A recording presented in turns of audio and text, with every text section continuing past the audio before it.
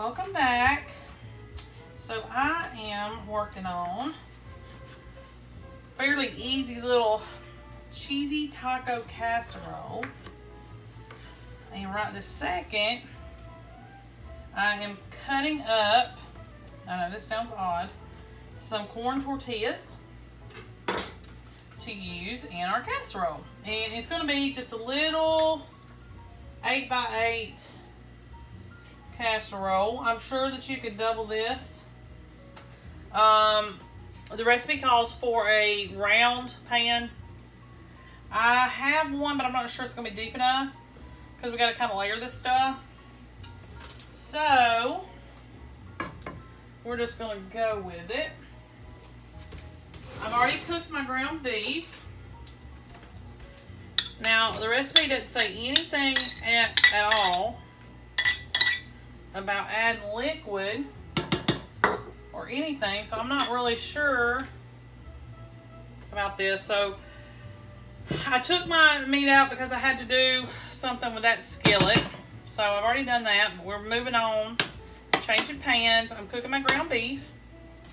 And this time around, I'm going to use a packet of taco seasoning.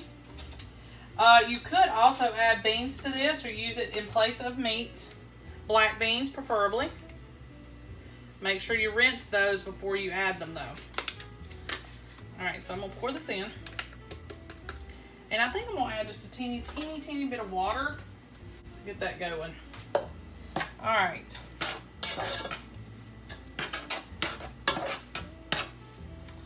So I've added my taco seasoning. This is going to go in the oven, by the way, and it's going to be a 350-degree oven, and you're only going to cook it for about 15-20 minutes. All right. So you're going to take your tortillas, and you're only going to do, you know what?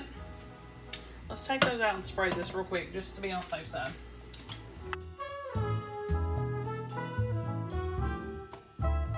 It said to tear the tortillas, but I just cut them. And this should be about half of your tortillas. Okay. And then what we're going to do is we're going to add this beef mixture.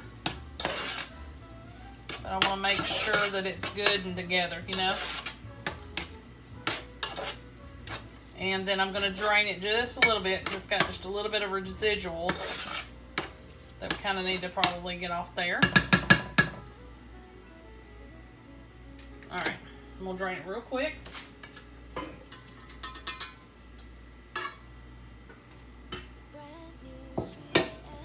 Now, I'm also going to use some Rotel. And I drained them just a little bit. I'm probably going to drain some more off. Yeah, I think it's just best you drain them just a little. I don't want it too soggy. I want it just right, if that makes sense. So, do that. We're also going to use a can of nacho cheese. 15-ounce can. Here, let me show you the kind that I always usually get. It's usually this brand. I get it at Walmart. I'm sure if you had to, you could use the jar type over by the chips and stuff. So you could also use that. Alright, I think my meat's just about where it needs to be. So we're going to come over here. And I'm going to grab my spoon that I dropped in the pan. And we're going to add half of this meat mixture.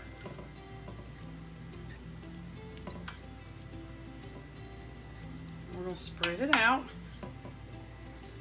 Alright. Okay, here we go. And then I'm going to add half a can of Rotel. I'm going to reach my hands in because I don't want it to be too wet. Alright, we're going to do about half a can of Rotel. Even though I drained this, it's still got some water in it.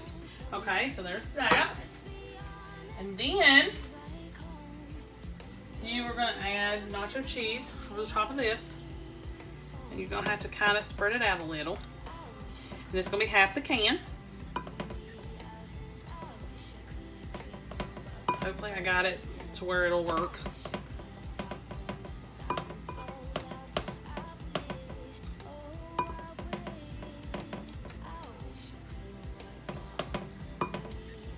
Alrighty. Okay. This is a new one on me, y'all. I don't know how this is gonna go. So we'll see. Alright. Then you just repeat the layers. So here's the last of my corn tortillas.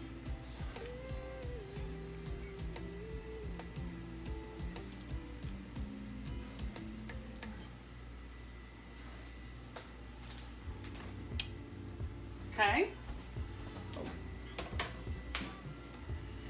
And what is the next little bit? Meat. So we're going to put the rest of the meat out here on that.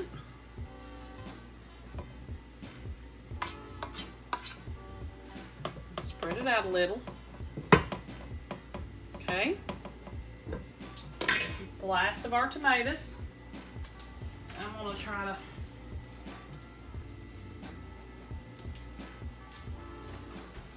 okay.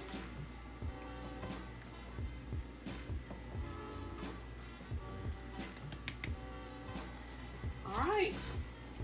Our next little thing that we got to do is take the can of sauce, put it over, spread it out. Now this last thing kind of doesn't make sense to me with you putting the cheese on top like this, but I'm gonna go with it. We're gonna bake it, we're gonna take it out. So of course all it's gonna do is basically heat everything up 15-20 minutes, 350. But then we're supposed to put cheese on top, and I'm gonna put some cheddar on top. You can put Mexican blend, you can put, you know, whatever you want. And that kind of didn't make sense, cheese on top of cheese, but we're gonna go with it. I mean, it looks like it'd be good. It seems like a simple little thing. The only thing I really had to buy was this nacho cheese, because it's not something I keep on hand all the time. So, let me dry my hands. Alright. We're going to put this in the oven. 15-20 minutes. We're going to remove it from the oven. We're going to add the cheddar on top.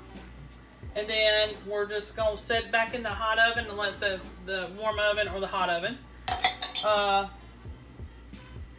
melt it. So I'll see you back here in about 20 minutes. Okay, y'all, so this is the finished product. I had already taken it out, put the cheese on the top, the shredded cheese, and put it back in, and it did fine. This was a real easy, quick little casserole, so definitely something that you could throw together within minutes. Pop it in the oven, and then 20 minutes you'll be already eating. So make sure that you like and subscribe. I'll see y'all next time.